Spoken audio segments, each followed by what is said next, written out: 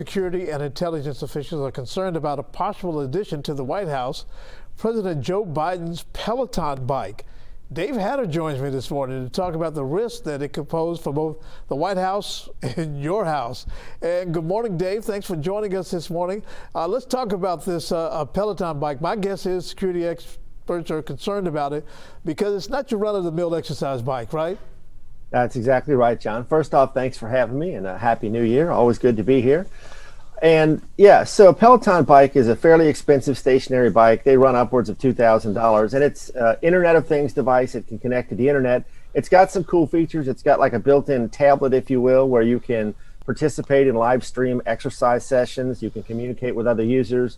There's a leaderboard, so you'll show up on the leaderboard so folks can see where you're at exercise-wise. So it's got some cool features. Folks have probably seen the commercials. But of course, like anything that can connect to the internet, it comes with its own inherent security problems. And that was some of the concerns that the New York Times raised when they brought this up. And I think it's really important for anyone who's buying any kind of internet connected device, so-called smart device, TV or whatever, there's security concerns that come along with these things. Yeah, and it's one thing for it to have its own microphone, but as you noted, it's connected to the internet. And they talk about some serious stuff in the White House, and people could be listening in who don't have our best interests at heart, right?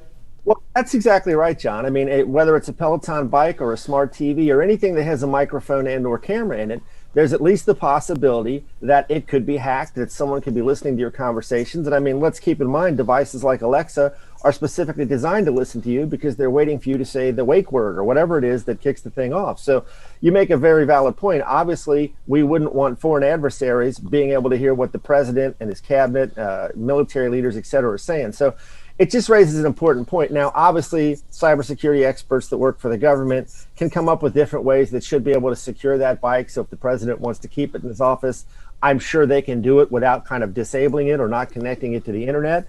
But that's the bottom line. Your average person doesn't know how to do those things. They don't have access to nerds like me to set this stuff up, right? That's right. And it boils down to these things do create security and privacy problems for you as an individual. And you need to think about that before you go out and buy these things and just plug them in. Right, and the thing about it is, for people like me who don't have access to experts to help them make things more secure, our first reaction will be to maybe turn off that function.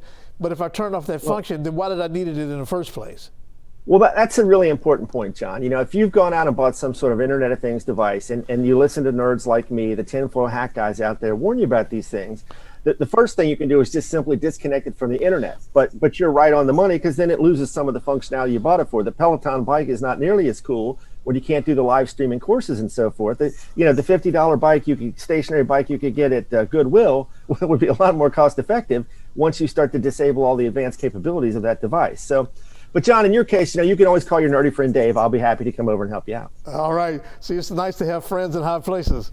People people who actually know what they're doing. All right, Dave Hatter, thank you so much for talking to us about this.